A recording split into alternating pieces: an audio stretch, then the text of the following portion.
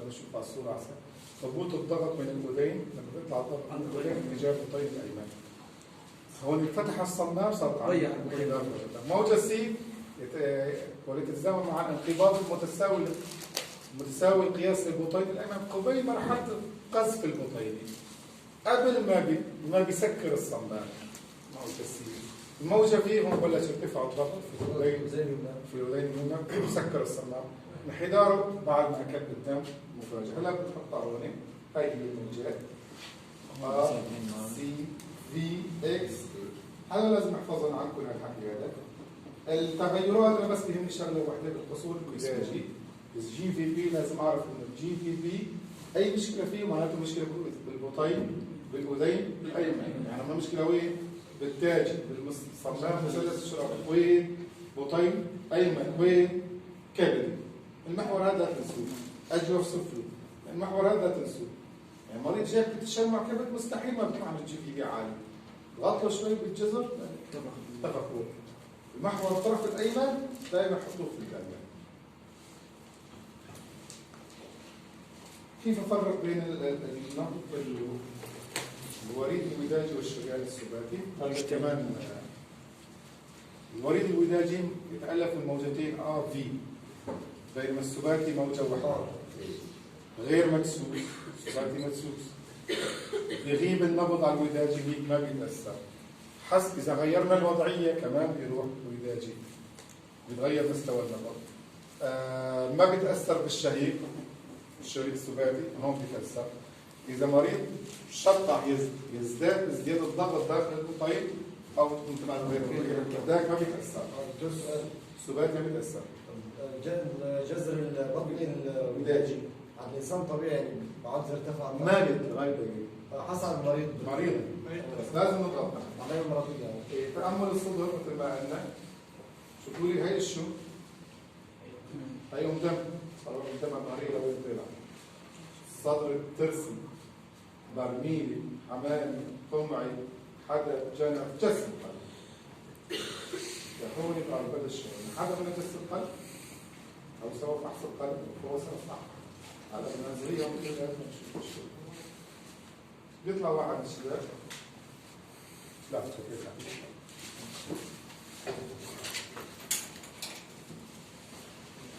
أكثر منه ولسه في نص.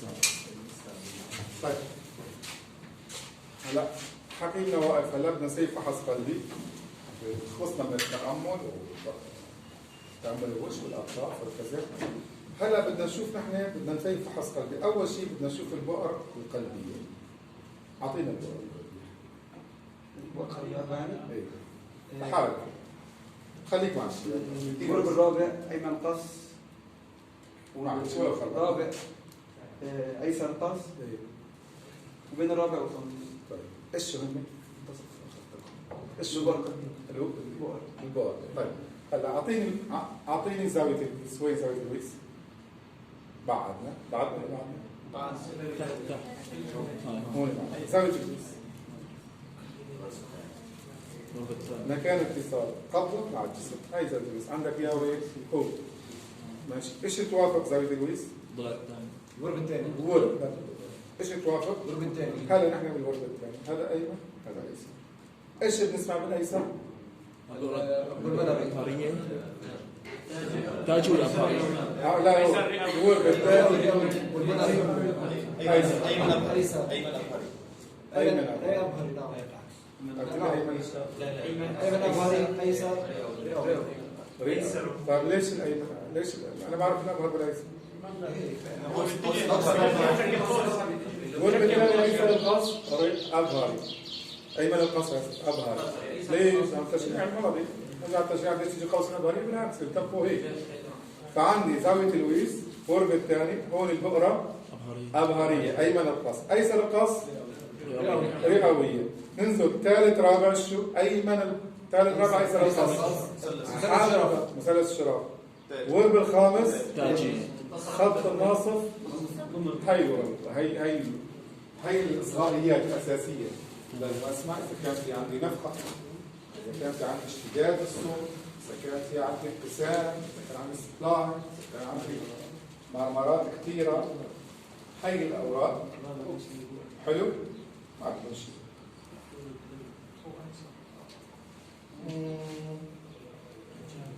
طيب ايش هن الأصوات القلبية تسمعوا؟ صوت أول ثاني أول دب أول أعطينا الأصوات تسمع. الصوت الأول، الصوت الثاني. الصوت الأول شو بتعرف؟ الصوت الأول عن انقباض الغزالة. صوت صمام موجود. مثلث الشرف. صوت ثاني الأبهر قليل بالعكس. قليل بالعكس. عندنا الصوت الأول هو صوت انغلاق. نحن بنسمع صوت لما بيسكر صمام، لما بيفتح ما بنسمع. غلاق الصمام مثلث شرف أول أول تاجي تاجي ورئوي رئوي تاجي مثلث شرف تاجي تاجي وأبهري أبهر. الصوت الأول تاجي أبهر. الصوت الثاني غلاق الصمام رئوي مثلث شرف. تاجي مثلث شرف أبهر خلطنا بالعكس. ليش؟ غلاق الصمام صوت، انفتاح الصمام صوت. بس الغلاف بس حالة واحدة تضيق التاجي اسمها سكة. سكة شلون بدك؟ اوبن سناب اسمها سكة الفتاح. مثلث شرف والتاجي ماشي. الصوت الأول غلاف الصمام التاسع الثاني مثلث الشرف. تاجي وأبهر والصوت الثاني الأبهري والرئوي. ماشي؟ في له شدادات في له خفوض. يشتد الصوت الأول في التضيق التاجي، التضيق الأبهري، قصور البيئة، الورم المخاطي الأذيني. هذا شكل وصف مخاطي الأذيني، عودتكم فيديو عنه. وبيخف قصور التاجي.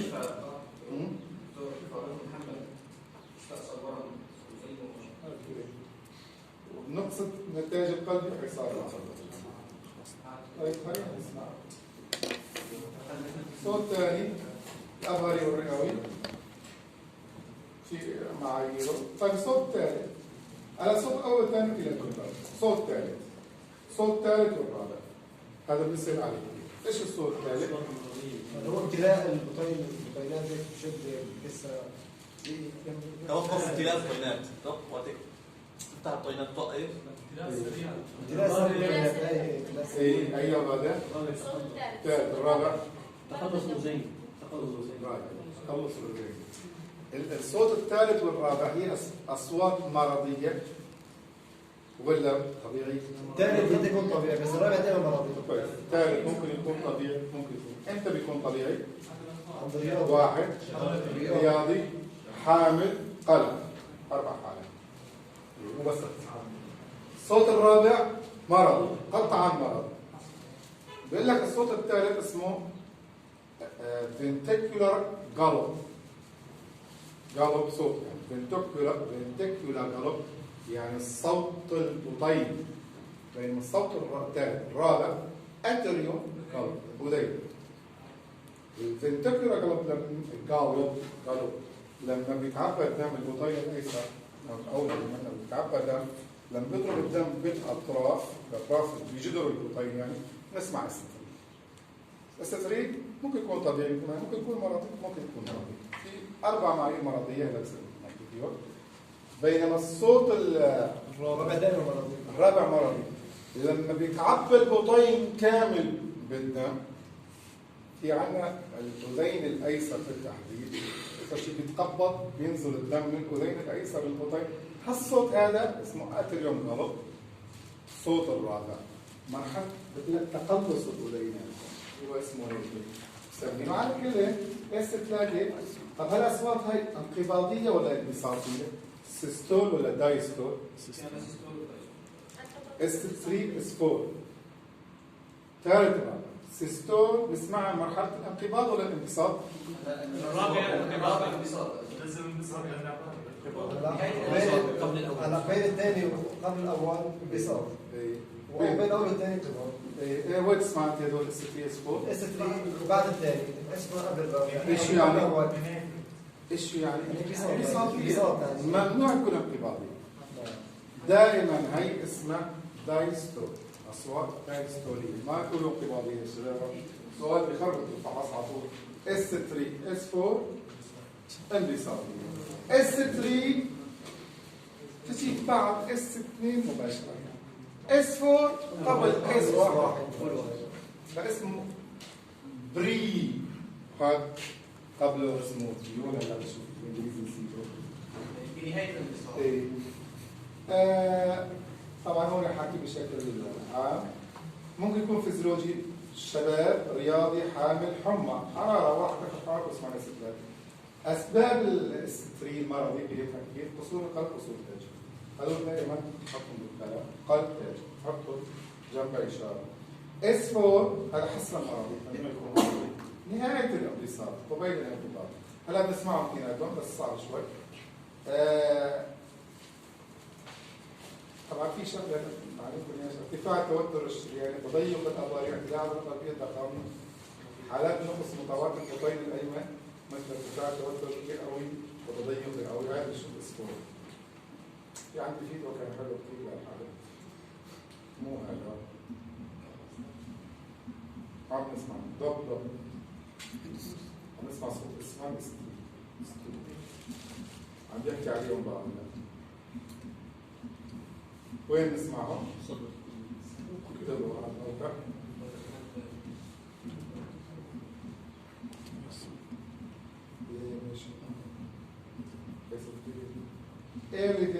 بداية بعد الصوت الثاني مباشرة. اس 4 متأخر.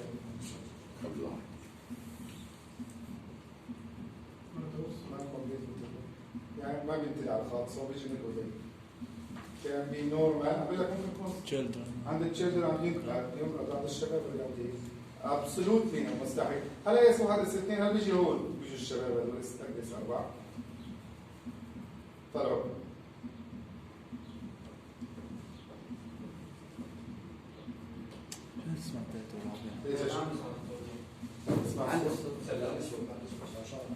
شوي صعب. في تكتي هيك قبله. طيب هلا بعرضهم في فيديو واحدة. خلاص كنت مثلا غير طيب خلينا نشوف اول دب يعني عشان نخلص المحاضرة. هلا من اخلاقيات الطب فحص القلبي انك لازم لما تيجي تفحص واحد تعرف على نفسك، انا فلان فلان، ممكن اسوي لك تيست فحص قلبي. هلا الدكتور هون رح يصير فحص قلبي لهالشباب. الشيء اللي حكيناه كله بنعرض خلال 10 دقائق. في هالمقطع خلينا نتابع كله.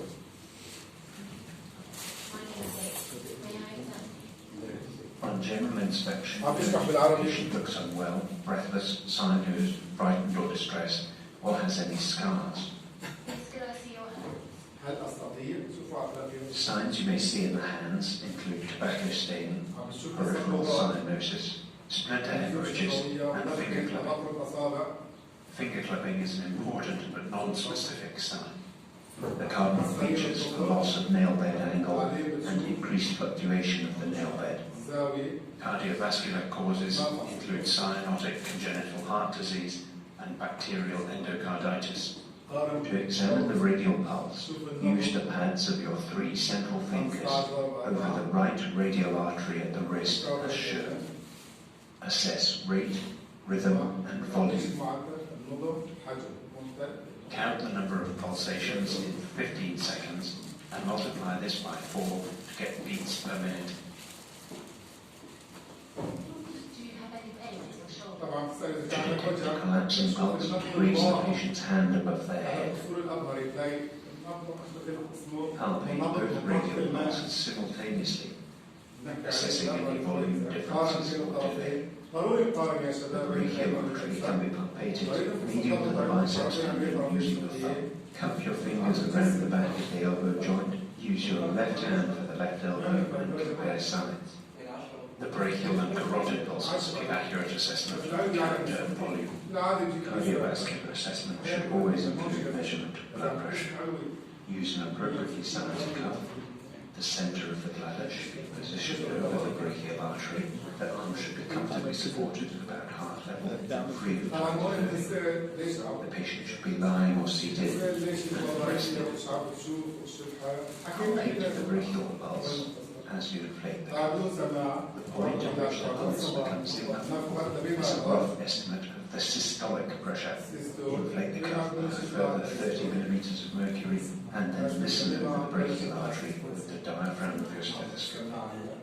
With the cuff inflated above systolic pressure, you should not hear anything. Slowly reduce the cuff pressure by 2 to 3 millimeters of mercury per second. Note that when you start to hear a tapping sound, this marks the systolic blood pressure. Continue to deflate the cuff. The point at which sounds are no longer heard marks the diastolic blood pressure. There are some more subtle features to the quality of sound, which are described in detail in the textbook. I'm just going to press gently on your neck. Feel the carotid pulse. Press gently backwards with the thumb tip between the larynx and anterior border of sternocleidomastoid. It is a good idea to do this with the patient recumbent and only one side at a time. To look for the jugular venous pulsation, start the patient lying supine at 45 degrees.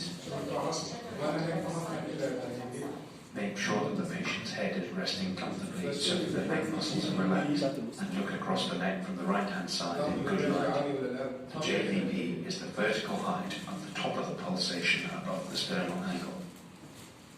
Do you have any pain in your tummy? If uncertain, you can use hepatojugular reflux or occlusion to identify the JVP. I'm just going to have a look in your eye. Look for sarcolasma, corneal arcus, and conjunctival pallor. Could you open your mouth for me? In the mouth, the central cyanosis under the tongue, and dental caries that can precede bacterial endocarditis. Inspect the precordium with the patient sitting at a 45-degree angle with the shoulders horizontal. Look for surgical scars, including the left thoracotomy, visible pulsations, and chest deformity. Lay your whole hand flat over the precordium to obtain a general impression of the cardiac impulse. Locate the apex beat by laying your fingers on the chest parallel to the rib spaces. Describe the most inferolateral position where the pulse can be felt. This is normally in the fifth interspace, at or medial to the midclavicular line. You should also note the character of the apex beat. Could you take a deep breath in, breathe out, and hold? Feel the right ventricular heave with the heel of your hand in the left parasternal position. Breathe normally. Feel for thrills with the pads of the fingers at the apex and the left and right sternal edges. A thrill is a palpable vibration. If you subsequently hear a murmur on auscultation, you should go back and feel for a thrill in order to grade it. The bell of the stethoscope emphasizes low-pitched sounds, such as the normal heart sounds. The diaphragm is that of the higher-pitched sounds. At each side, identify the first and second heart sounds. Assess their character and intensity. Note any splitting of the second heart sound. Feel the carotid pulse with your thumb to time any murmur. Concentrate in turn on systole and diastole. Listen for added sounds and then for murmurs. Soft diastolic murmurs are sometimes described as an absence of silence. Listen to the precordium systematically, the bell and the diaphragm. Listen at the apex, where you felt the apex beat. This is a good sign to hear vital murmurs. The lower left sternal border is the best place to hear the murmur of a VSD, among other things. The upper left sternal border is the best place to hear pulmonary valve murmurs. And the upper right sternal border is a good place to hear the murmur of aortic stenosis.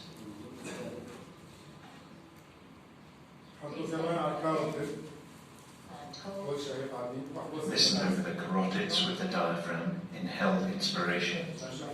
You may hear the radiation of aortic stenosis murmur or carotid bruise. Listen in the left axilla with the diaphragm. The pansystolic murmur of mitral regurgitation, often described as loud and blowing, can radiate here. Next, we listen specifically for mitral stenosis with the bell at the apex.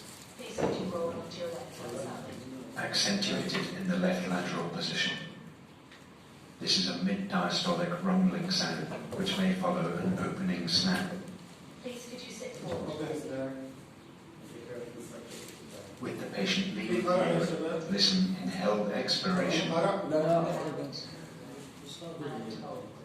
for the murmur of aortic regurgitation, best heard at the left sternal edge in the third or fourth intercostal space. Listen over both lung bases with the bell. For the symmetrical medium crackles of pulmonary edema. Examine the superficial edema over the sacrum, a common location for patients at bedbound. Using 2-finger pads, press gently for a few seconds. See if this leaves an indentation. ايش بتمنى بالقلبية دكتور؟ هبط الجراحية. We continue now with examination of the peripheral vascular system in the abdomen.